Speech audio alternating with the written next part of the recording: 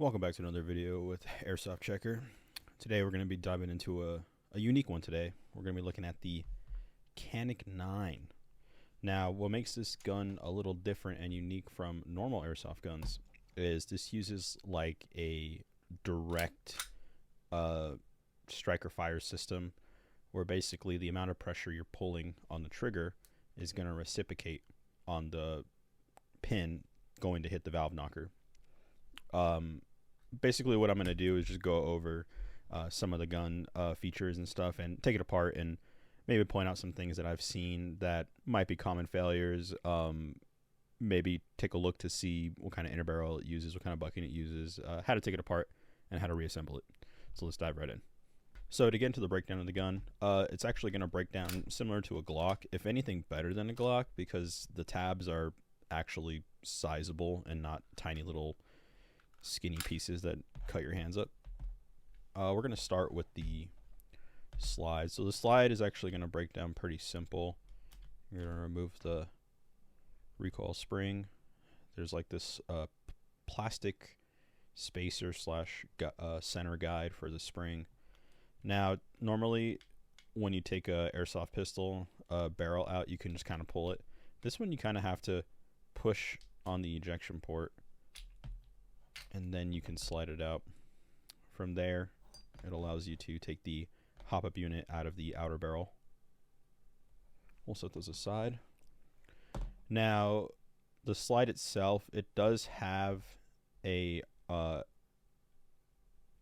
plate here that you could put a plate on to put an RMR on, but I think you can't buy an airsoft related one. You have to buy a real one, and I think you can get them directly from Canik, but I never actually tried to. I do know that you could probably use a real one and adapt an RMR onto it. So when you look at the nozzle and the blowback unit housing, it's got this weird little spring, almost like sear in the back. There's going to be two Phillips head screws. Let me see if I can. There's going to be one right here and one right here. I'm using a Klein number 3 Phillips, and you want to put a little bit of pressure on them as you take them out because they are Loctited in place. So once you loosen those, set the screws to the side. Now there's going to be one more screw. It's a real small one. It's going to be on the side right here. You can use the same screwdriver, but I would recommend using a smaller precision one just to make it easier. This one still works, but it's a little fat for the area it's in. Set that to the side. And from there, what I like to do is just flip it upside down, get the screwdriver, and you can tap it, and then that just kind of loosens it and you can pull it down by hand. So from here, inside of here is nothing really. It's just the space allotted for the blowback unit housing. This is completely disassembled at this point. If you want to ever change the front sight, there is a little small flathead on the inside that you could tighten or loose or tighten or remove, and you could swap this out with something that fits in there. It looks to be almost like a Glock front sight, but I haven't actually tried installing anything else, so don't take my word for it. So getting into the blowback unit housing, nozzle return spring. It's going to sit on the left-hand side of the blowback unit housing if you're looking down it, down the barrel. It has a back plate, almost like a Glock, that's going to sit on the back of the blowback unit housing. It has a load indicator, so when this is sitting in the gun and the gun is ready to fire, it's going to have this tab sticking out. I don't know if you can get a good shot. There you go. So it's going to be like this when the gun is not ready to fire, and when it's ready to fire, it's going to stick out like this. So this is just a little indicator. Then the blowback unit housing itself with the nozzle.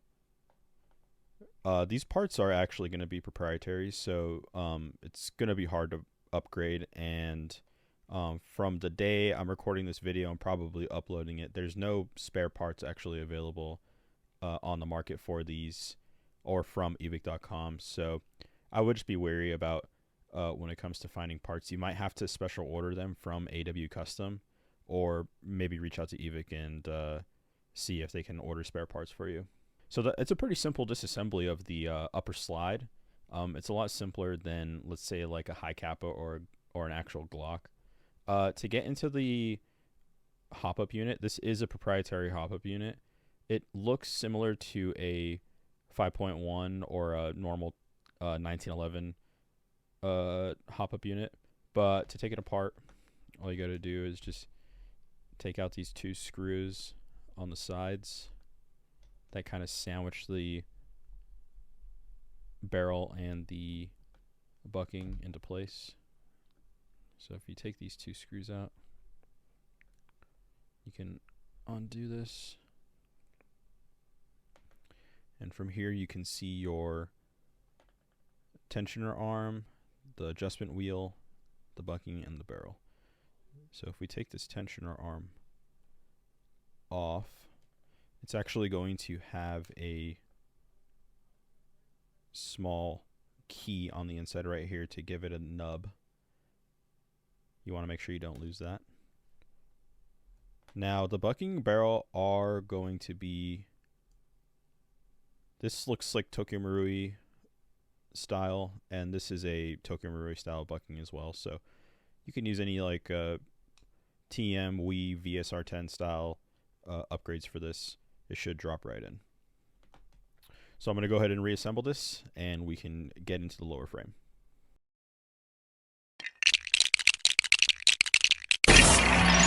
Now, it is going to be a little tricky trying to get the blowback unit housing assembly back into the slide. My best method that I found is actually dropping the slide from the top down onto the blowback unit housing. That seems to be the best trick, but I would just be careful not to press too hard down when you're trying to put the blowback unit housing in, just because you could crush the nozzle return spring. And like I said before, it's impossible to get parts for this gun. So if that happens to break or bend, if it breaks, it's going to be hard to find a spare. You might need to use a different model, like a high kappa, or maybe see if like a Glock one can work. But if it's bent, you could bend it back into place, but it might not perform the same as stock.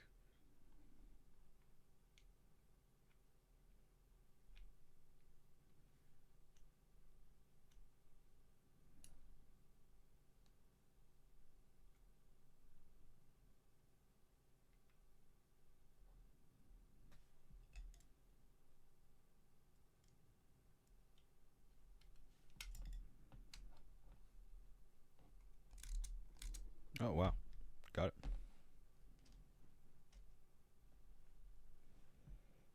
That took forever.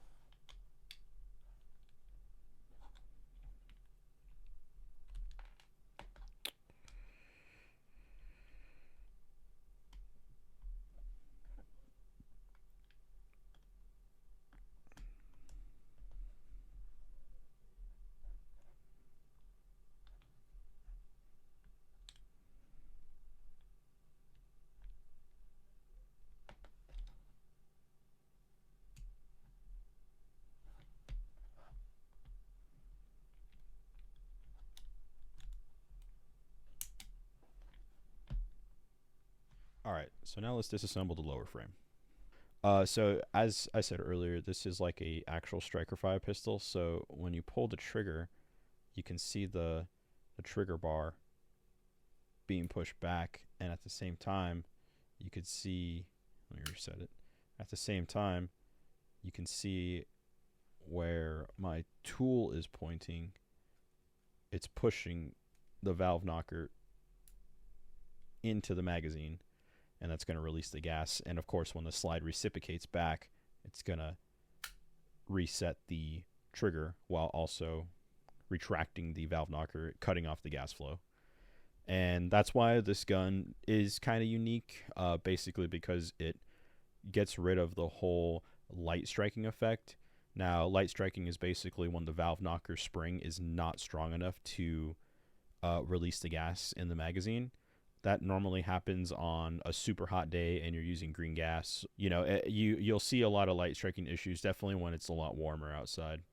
But this system basically eliminates that. The GHK Glock is actually using a similar system, but just GHK's version and not AW Customs version. So that's what makes this gun a little unique. It basically eliminates light striking, but it does come at the price of using something that's proprietary, especially a lower frame firing system and a slide nozzle system. So that is the one downside of using something that's unique like this. It performs, I wouldn't say perform actually. It's newer technology compared to what's consistently being released on the market, but at the same time, it does come with the drawbacks of being proprietary. I'm going to remove this little screw right here and see what we can do about getting this hammer assembly up.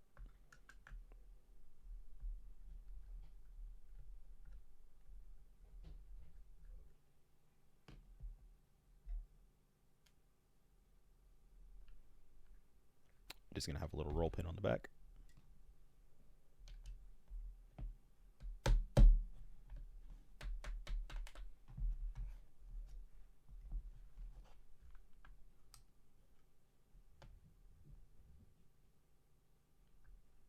There you go. So here's the hammer. Super simple. Super simple. This is where the trigger bar pulls back, and it's almost like a arm that goes from one side to the other side, and when you pull this arm forward, or when you pull it back, this arm is being pushed forward and pushing the valve knocker out. Interesting. Put that to the side. Now to get the trigger and everything out, I believe this, yeah, so I believe we're going to have to remove the slide release. That is going to involve a small pin punch. So I actually completed a step on accident. There's a little pin that holds the slide release in. It is stuck in there, so I'm trying to get it out with a pin punch, but at the same time, I did notice that you have to also get out the slide locking tabs, and it's pretty tricky to do that just because you have to use a tiny punch. This punch is not even big, or it's too big for the hole. So there's a little hole at the bottom right here that you have to slide it into, and it's going to push this pin out. When you push the pin out, it's going to allow you to take one side of the slide lock. Then you're going to have to pull down or slide it out, but you're going to need to use a finger and hold on the middle tab right here, because when you pull this out, this middle tab is under spring tension. And from there you can remove the tab. The spring is still in there, so I'll just take it out to be safe. And that's how you remove the slide locking mechanism. Now I'm going to try to work on this slide release and see if I can get this pin out and slide this piece out. Okay, so I was able to get it out using a jeweler's hammer and that small roll pin punch I showed earlier. It's going to be a tiny little knurled pin that's going to hold the slide catch in. So from here, should be able to knock this off. There you go. You got to use a little flathead to pry it off. That's one side. Then you can push it through to the other side. Oh, found a snag. So inside here is going to be the spring. It's on this little arm right here. Just gonna want to take that spring off.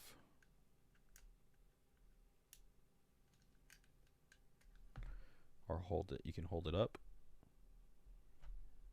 and pull it out. Push on this piece right here while holding this up.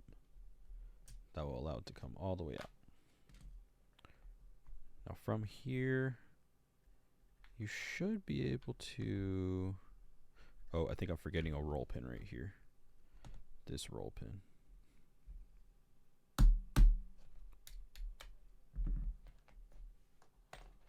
Once you get this roll pin out, push from the trigger, and the trigger assembly comes out.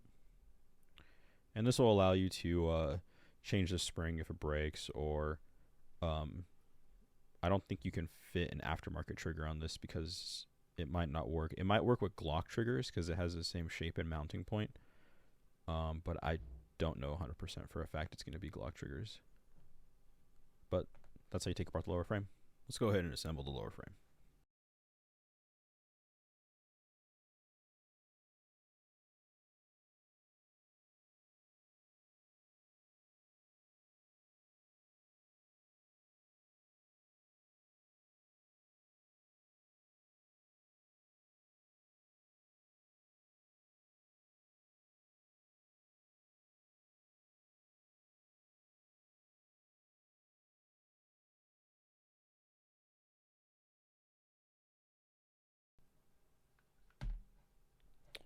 Oh, here we go. Little side note. Forgot to install this piece. It's just a little piece that goes in the back right here to close this port. Not necessary. Totally forgot, but not necessary to the function of the gun. So that's how you assemble the complete upper slide along with the complete lower. Thanks for watching. If you like this style of video, go ahead and subscribe. If you want to see more content, maybe leave a comment down below, see maybe what guns I can get my hands on next. Going to be dropping more reviews and stuff like that. I feel like there's a lot of people on YouTube that don't really take apart the guns they own, so it's nice to kind of show that to you guys. More content coming soon.